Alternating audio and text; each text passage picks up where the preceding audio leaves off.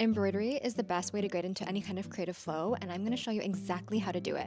All you need for this project is a cotton or linen napkin, heat erasable pen or pen of your choice, and your favorite shade of embroidery floss, plus a needle. You're going to start by sketching out your design onto your napkin. I just found something that I liked on Pinterest and just went for it. The best part about using a heat erasable pen is that it's really forgiving, so if you do make any mistakes and have to go back in to fix it, you can use your iron or hair dryer to remove any ink that you've already applied. Clearly, my mistake was a pretty big one, and while I did stitch over this, I wouldn't recommend making this many mistakes because it might show through. Now, for the length of your embroidery floss, you want to do something that's about the length of your arm. Any longer and it'll knot up too easily. Any shorter, you'll just run out of floss too quickly. And if you weren't already aware, floss comes in 6 strands, and to separate the strands, just tap on the top of it like this, and you'll see that the strands naturally separate. Then gently hold the two ends apart and pull. I use a kind of unorthodox technique for this. I take the other end of the floss and hold it between my knees as I pull the two halves apart, and this ensures that there's enough tension to prevent any knotting in this process and is honestly so key. Now it's time for the fun part. Thread your needle and let's get into it. If you're brand new to embroidery, what you'll do here, instead of tying the two ends of your floss together, is to let one half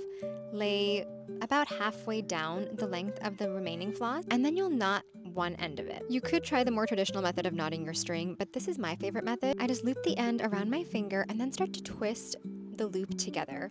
As that floss converges, you just let it twist naturally and then pull down to form your knot. This might take a little bit of practice, but you will have a perfect knot every single time. Now for this project, we're only going to use the back stitch, which is so great. And to do the back stitch, you're going to pull your needle up through the back of the cloth until the knot is flush with the fabric. Then push your needle back down through the cloth at whatever stitch length you prefer. If I'm going around a curve, my stitch lengths tend to be a little bit smaller. If it's a longer stretch of straight lines, it'll be a little longer. Now for the second stitch, you're going to come up through the fabric and then go back down the hole that you previously went down through. So only that first stitch goes forward, everything else goes back, hence the name, the back stitch. To keep things as neat as possible, I like to use the holes made by the previous stitch. That way everything is perfectly in line and looks so good. Of course, I started showing this process without a hoop in place. You can obviously do embroidery without any kind of embroidery hoop. It's not necessary, but definitely very helpful, especially if you're just starting out. All this does is keep the fabric nice and tight so that your stitches stay even and the tension stays pretty evenly distributed. Once your hoop is in place, just tighten that top screw and continue. Once you get into the flow of embroidery, it becomes so cathartic and just so relaxing. It's almost like coloring, but with a needle and thread. Once the embroidery is finished, just iron off any excess ink and you're done. Look how easy that was. If you have any questions, please let me know, and I'll see you very soon.